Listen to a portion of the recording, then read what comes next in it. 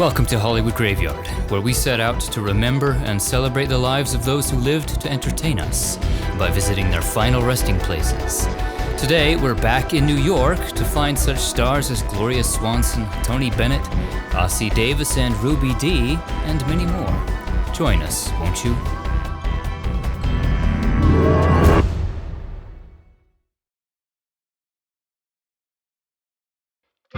Hello again to all of our New York friends, living and erstwhile. It's always a pleasure to be back in the Big Apple. Outside of Los Angeles, we've spent more time here in the greater New York City area than anywhere else in the world. And it's no surprise, there are countless famous folks resting here. So we're back today to find some stars we've missed in previous tours and others we've lost since we were last here in 2023. This was a quick little trip. I was only here for about a day and a half, but I made sure to find as many famous graves as I could in such a brief time. So this will be a shorter than usual video, but don't let its length dismay you, as we've got an amazing roster of stars to visit today. And for even more from New York, we have an entire playlist for you. We'll begin our tour today north of the city in the Westchester County area. This is Sharon Gardens in Valhalla, New York, the Jewish division of the adjacent Kensico Cemetery. In the community synagogue of Rye lot, we find the grave of Paddy Chayefsky. He was a celebrated author, playwright, and screenwriter.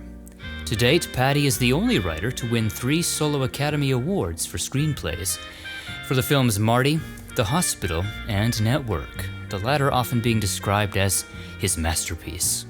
Paddy would also be nominated for The Goddess, and he made his mark during the golden age of television, writing teleplays for shows like Philco Television Playhouse and the Goodyear Television Playhouse. On Broadway, his play The 10th Man earned him a Tony Award. Paddy died from cancer at age 58.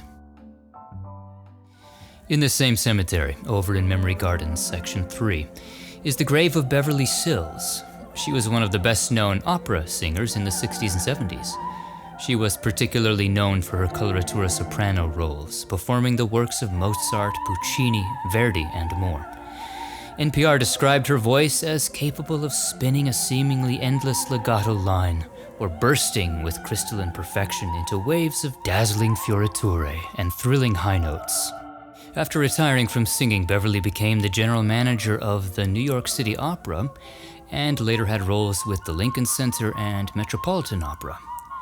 Beverly died from lung cancer at age 78. To fill out our tour today, we've got a couple clips from our friend and fellow grave hunter Kurt Dion, including this one from Pound Ridge Cemetery, northeast of here. In this quiet rural cemetery rests one of the most celebrated writers for stage and screen of the past century, Neil Simon. He wrote dozens of plays throughout his career and would pen the screen adaptations of many of his plays as well. He began writing radio and television scripts in the 50s and in the 60s made his first forays into playwriting. He gained national fame with the plays Barefoot in the Park in 1963 and The Odd Couple, which premiered in 1965. It's the story of 2 mismatched roommates, the neurotic neat freak Felix Unger, recently given the boot by his wife and forced to move in with his divorced friend Oscar Madison, who is something of a slob. And hilarity ensues. The play ran for 964 performances and was a huge hit, gaining 4 Tony Awards and a nomination for Best Play. The success of that play would spark countless adaptations in the decades to follow, including stage revivals, movies, and TV shows. Neil Simon had many other hits, including the Pulitzer Prize-winning Lost in Yonkers and The Sunshine Boys, both of which he later adapted into films. Neil Simon was nominated for 4 Oscars in his career. He lived to be 91. Turning the compass back to the south, let's visit White Plains Rural Cemetery, where the rain has started to pick up. Here in the Waite family plot, we find the grave of Ralph Waite. You fans of the 70s and 80s series The Waltons will remember Ralph for his role as the patriarch, John Walton, on the series. The role earned him an Emmy nomination. He also played Ben on the Mississippi and Father Matt on Days of Our Lives, and appeared on shows like Bones and NCIS. On the big screen, Ralph appeared in the films The Bodyguard and Cliffhanger. He lived to be 85. Our next stop is a cemetery that is no stranger to famous grave enthusiasts, Ferncliff Cemetery in Hartsdale. The rain is really coming down hard now, but the clock is ticking and there's no time to wait for it to die down. Ipso facto, we gotta get a little wet to go inside the beautiful Ferncliff Mausoleum. This magnificent domicile of the dead dates back to 1928.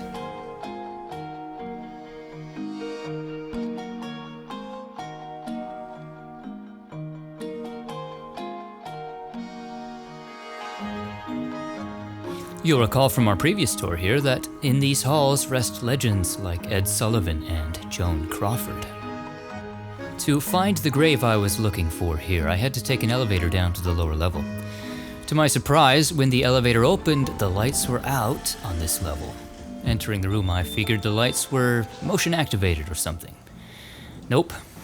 And as the elevator doors shut behind me, I was left in total darkness. No sign of a light switch either. So I had to do this one Blair Witch style with just a camera and a flashlight. Good thing she was easy to find. Meet Ona Munson. She began her career performing on the vaudeville stage before making her Broadway debut in George White's Scandals in 1919. Over her career, she starred in 9 Broadway productions, including No No Nanette, and appeared in around 24 film and television productions as well. Perhaps her best-known film role was as Belle Watling in Gone with the Wind. My name's Belle Watling, but that don't matter. I expect you think I got no business here. Hadn't you best tell me what you want to see me about? The first time I come here, I says, Belle, you're a nurse. The ladies didn't want my kind of nursing. Well, they was more than likely right. Then I tried giving them money. But my money wasn't good enough for them either. The old peahens. Other memorable films include Going Wild and The Shanghai Gesture. And on television, she played Millicent Mills on Martin Caine Private Eye. Sadly, Ona took her own life in 1955. She posthumously received a star on Hollywood's Walk of Fame. Do you enjoy walking through mausoleums in the dark as much as I do?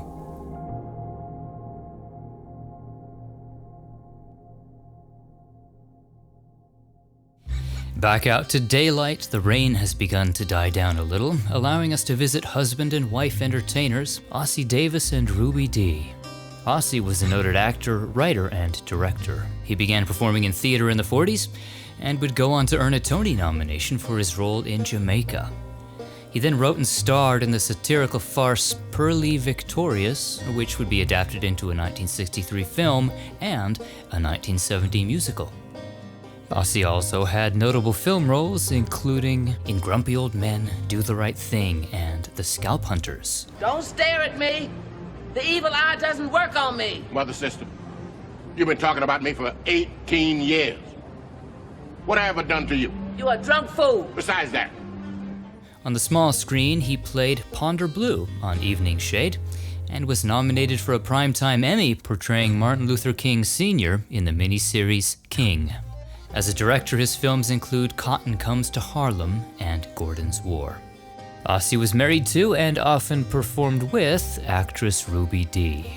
For her acting, Ruby would be nominated for just about every major award, including an Academy Award nomination for American Gangster. Do you want to make things so bad for your family that they'll leave you? Because they will. She will leave you. I will leave you.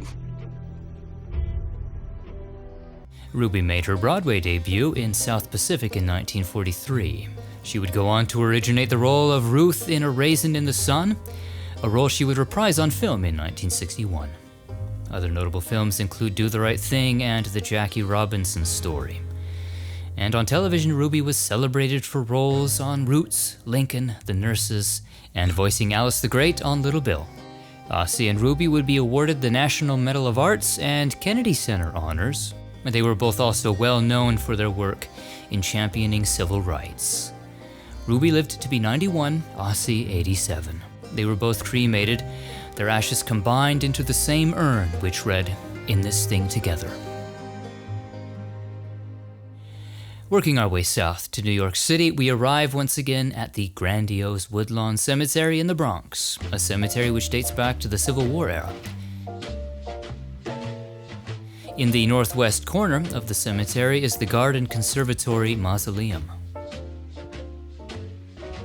In these halls rests an icon of rock music, Ace Frehley. He was a founding member of the legendary rock band Kiss. Ace was the original lead guitarist and occasional vocalist in the band. His persona was the Spaceman. Frehley was also responsible for designing Kiss's logo. Kiss came to be known for their makeup and costumes and shock rock style of live performances with fire-breathing, smoking guitars, and pyrotechnics. Kiss would become one of the most influential rock bands of all time, earning 30 gold albums and 14 platinum. Among their biggest hits is Rock and Roll All Night.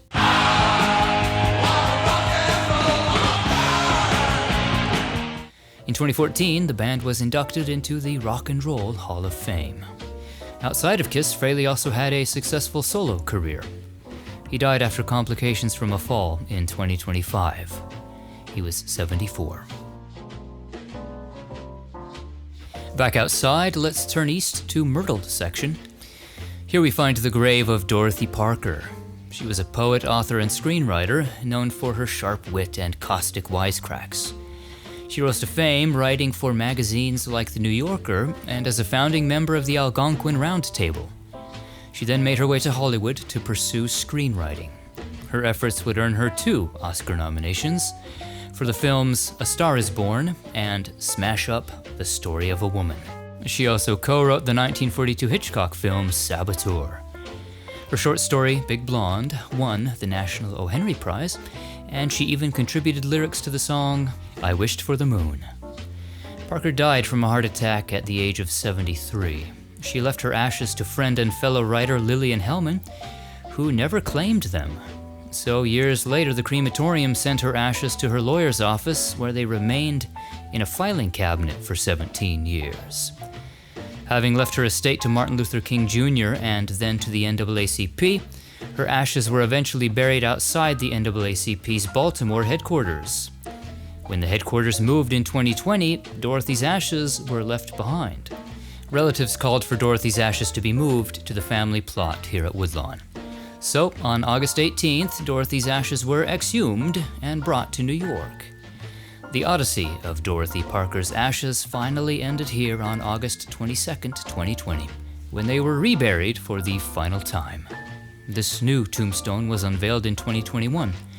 It's a little difficult to read, being wet from the rain, but inscribed in it is a passage from her poem, Epitaph for a Darling Lady. It reads, "Leave for her a red young rose, go your way and save your pity. She is happy, for she knows that her dust is very pretty."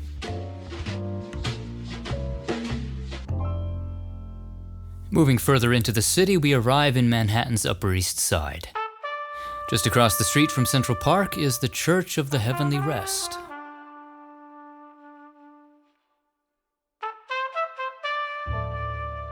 This Gothic Deco-style cathedral dates back to the 1920s. In the lower level of this church is a quiet, unassuming little columbarium, which hosts one of the greatest icons of classic cinema. This is where Gloria Swanson is laid to rest. She began appearing on film at Chicago's S&A Studios as a teenager. From there, she made her way to California, performing in Max Sennett's comedy shorts at Keystone. Gloria would become a superstar in the years that followed, known particularly for her work with Cecil B. DeMille at Paramount and later joining United Artists. Notable films of this era include Male and Female, The Affairs of Anatole, and Beyond the Rocks with Rudolph Valentino. By the mid-20s, Gloria was one of the most famous women in the world. In 1928, she starred in Sadie Thompson, a movie she co-wrote and produced. This would earn her the first of 3 Oscar nominations. The next nomination would come from 1929's The Trespasser. Her career faltered with the arrival of the talkies, as did so many of that tumultuous era. But Gloria's greatest triumph was yet to come, when in 1950 she was hired by Billy Wilder to play Norma Desmond, a deranged, once famous silent film actress in Sunset Boulevard.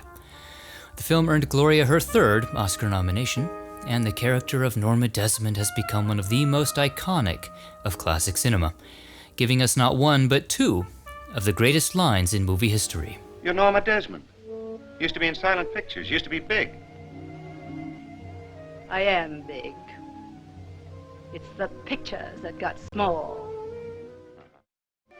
All right, Mr. DeMille, I'm ready for my close-up.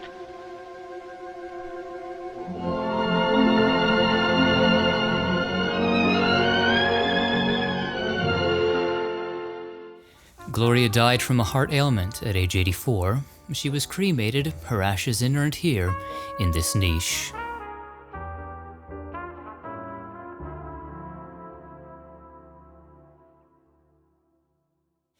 Across Central Park, not far from here, is the Cathedral of St. John the Divine, the cathedral of the Episcopal Diocese of New York. Construction began on the church in 1892, and today it stands as the largest church in North America. Many notable funerals have been held here, including that of Muppets creator Jim Henson, actor James Gandolfini, and inventor Nikola Tesla. This cathedral too has a columbarium. In it we find the niche of an actor who had a bit role in Sunset Boulevard alongside Gloria Swanson, Jack Warden. The actor appeared in more than 160 film and television productions in his career, earning 2 Oscar nominations along the way, for the films Heaven Can Wait and Shampoo. He also had memorable roles in films like 12 Angry Men, While You Were Sleeping, and All the President's Men. Television audiences remember him as Harry Fox on Crazy Like a Fox, Morris Buttermaker on The Bad News Bears, and Lieutenant Mike Haynes on NYPD. He also had guest spots on shows like The Untouchables and The Twilight Zone. You're a machine, aren't you? Yes. Why didn't they build you to look like a machine? Why didn't they build you out of metal with bolts and wires and electrodes and things like that? Why'd they turn you into a lie? Jack even won a Primetime Emmy for his performance in Brian's song.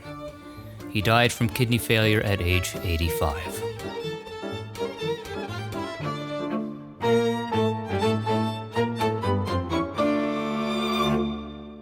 Let's cross East River and spend the remainder of our time today on Long Island. In Queens, we reach Calvary Cemetery, a Catholic cemetery.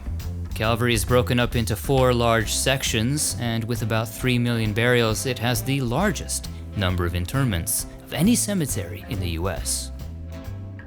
In Second Calvary, next to the road, we find Tony Sirico, the actor of Italian descent shown in roles as mobsters, notably as Paulie Walnuts on the HBO crime drama series The Sopranos, and as Tony Stacks in Goodfellas.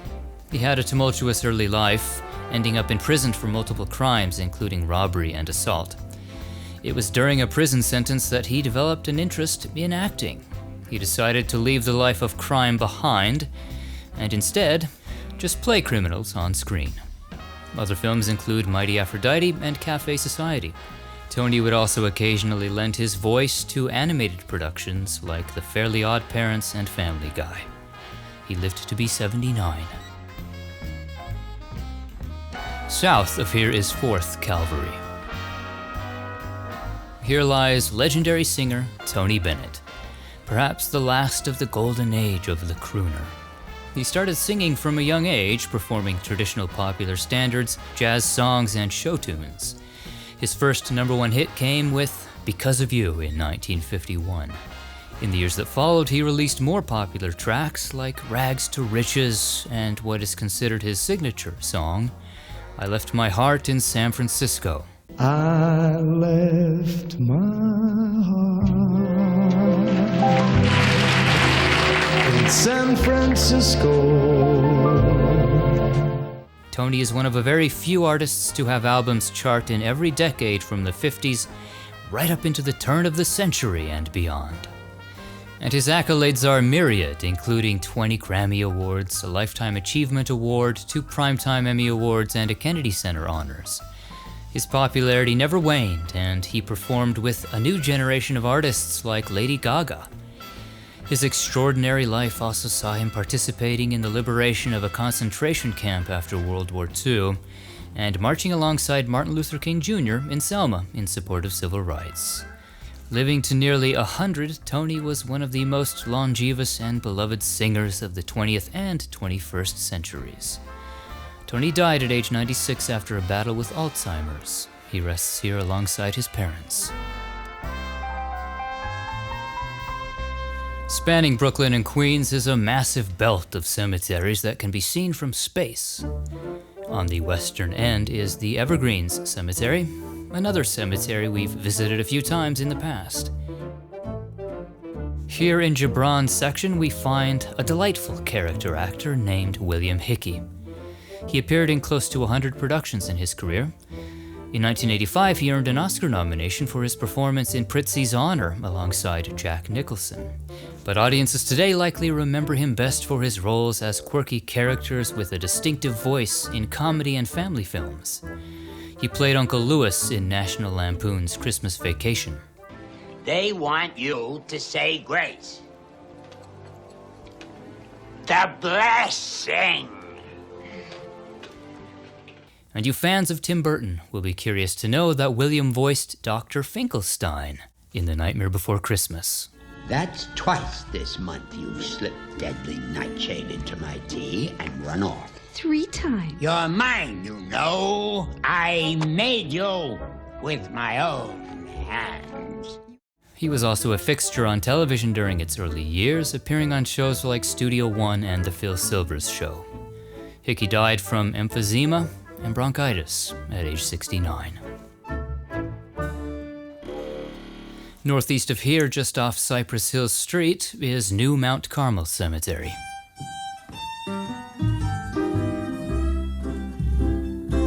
This is where funny man Henny Youngman is laid to rest. In a career that spanned some 7 decades, the beloved comedian and musician came to be known as the king of the one-liners, for his routine of telling simple, one-line jokes in rapid succession, woven in with violin playing. Perhaps his most famous line was, "Take my wife, please." He performed steadily in nightclubs across the country, performing as many as 200 shows per year.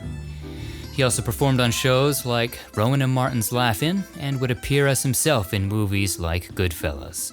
The king of the one-liners, Henny Youngman.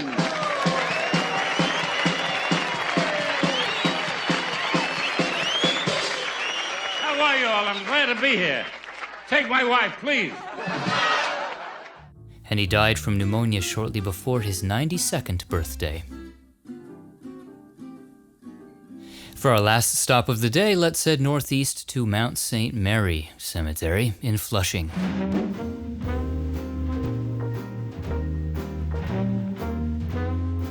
Here at the Morea family plot, we remember actor Burt Young, whose real name has been variously given as Geraldo DeLuise and Richard Morea. He came to be known for his roles as tough guys and blue-collar types. His first major role was as Curly in 1974's Chinatown, but audiences today remember him best as Paulie, Rocky's best friend in the Rocky movie franchise. The role earned him an Oscar nomination. Hey, Rock, it's okay I talk to you? Okay, you talk to me. Sure. I figured some man gonna make some money off your name. My name? How's that? Advertising. I know about that stuff. Burt would appear in more than 160 productions, including shows like The Sopranos and Beretta. Burt kept busy right up until his passing from cardiac arrest in 2023 at age 83. He was reportedly laid to rest here alongside his parents and son Richard Jr., but Burt's name does not yet appear on the marker. Curiously, his fictional character Paulie does have a grave with a marker, which was used as a prop in the movie Creed. It can be found at Laurel Hill Cemetery in Philadelphia. And that concludes our tour. What are some of your favorite memories of the stars we visited today? Share them in the comments below, and be sure to like, share, and subscribe for more famous grave tours. Thanks for watching. We'll see you on the next one.